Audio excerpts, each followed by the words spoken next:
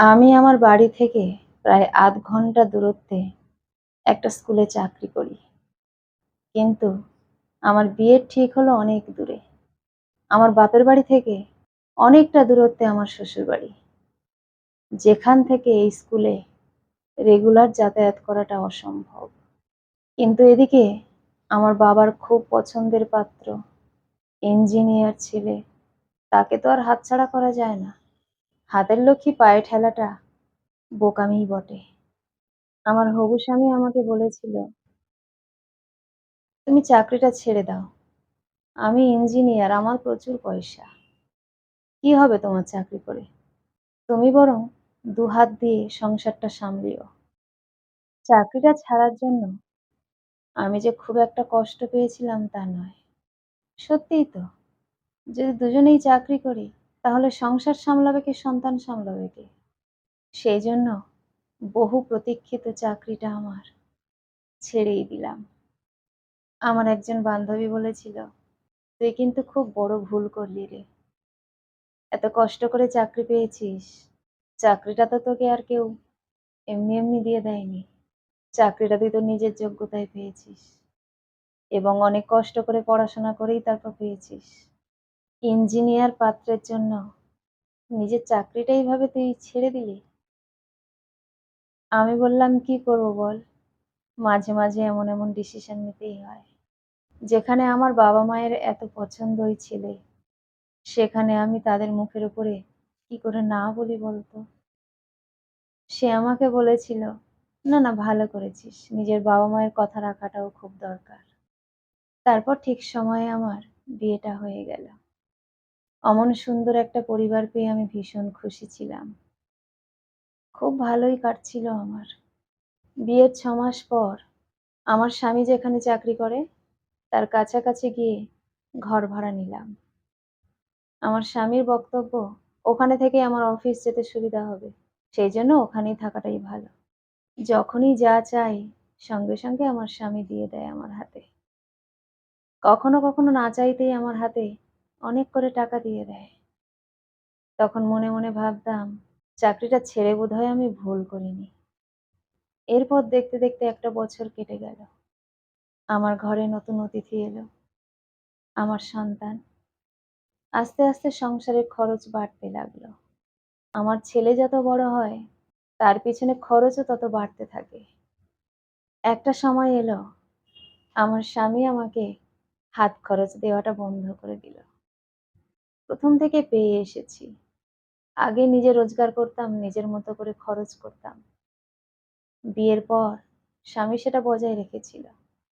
হঠাৎ করে যখন হাত খরচ দেওয়া বন্ধ করে দিল, তখন তো আর সেটা মেনে নেওয়াটা আমার পক্ষে সম্ভব হচ্ছিল না।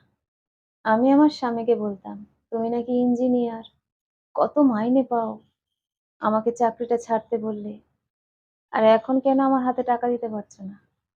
আমার স্বামী বলল, "ছেলের পিছনে এত খরচ হচ্ছে, সংসারে খরচ, তার পড়াশোনাতে খরচ। কোথায় পাবো আমি এত? আমি এত হাত খরচ দিতে পারবো না।" দিনের পর দিন, মাসের পর মাস যখন হাত খরচ পাচ্ছি না, তখন নিজের যেন মনের মধ্যে একটা অনুশোচনা হতে লাগলো। নিজেকে ঠিক রাখতে পারছি না। একটা মানুষ হাতে টাকা পেতে হঠাৎ করে যদি টাকা পাওয়া বন্ধ হয়ে যায়, তখন সেই মানুষটার মাথার ঠিক থাকে না। আমারও সেই রকম হলো। স্বামীর সঙ্গে দিনরাত অশান্তি করতে লাগলাম। সেও আমার প্রতি বিরক্ত। আমাকে একদিন বলেই বসলো, "যদি না পোষায় চলে যাও। ডিভোর্স দিয়ে দেব তোমায়।" আমি তখন আমার সেই বান্ধবীর কথাটা মনে করতে লাগলাম।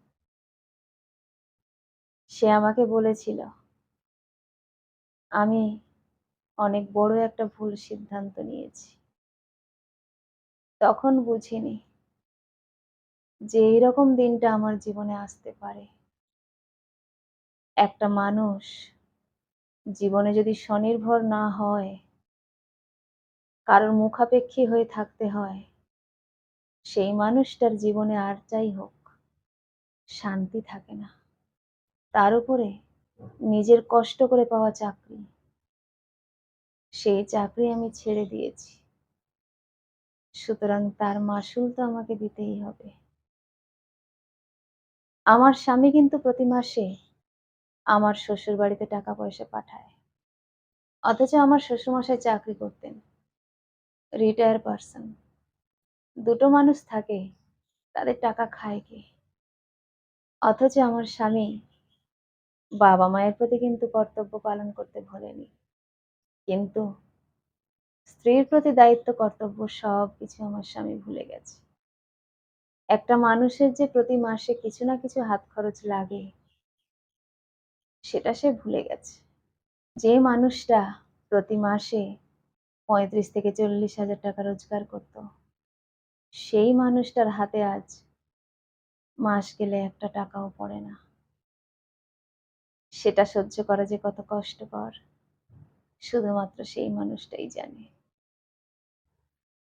আমার যাবার আর জায়গা নেই। অবশ্য বাবা-মাকে গিয়ে আমি বলতেই পারি। কিন্তু ভাবলাম, বলে আর কি করব? আমার কপালে যা ঘটার তা তো ঘটেই গেছে। বাবা-মাকে গিয়ে বললে আর তো সেটা আমার জীবনে ফিরে আসবে না। তাই একটা প্রবাদ আছে, ভাবিয়া করিও কাজ, করিয়া ভাবিও না। প্রত্যেকটা মেয়েদের জীবনে স্বনির্ভর হওয়াটা খুব জরুরি। আজকের যুগে অন্তত স্বামীর মুখাপেক্ষী হয়ে বেঁচে থাকার কোনো মানে হয় না। সমস্ত দুঃখ ভুলে গিয়ে আমি সবকিছু মানিয়ে নেওয়ার চেষ্টা করলাম। দেখলাম সম্পর্কটা আস্তে আস্তে ঠিক হয়ে যাচ্ছে। যেভাবে রাখে সেইভাবে না হয় থাকি। তার জন্য যদি আমার সংসারে শান্তি ফেরে, এর থেকে বড় আর কি হতে পারে? কলমে ও কণ্ঠে, সোমা।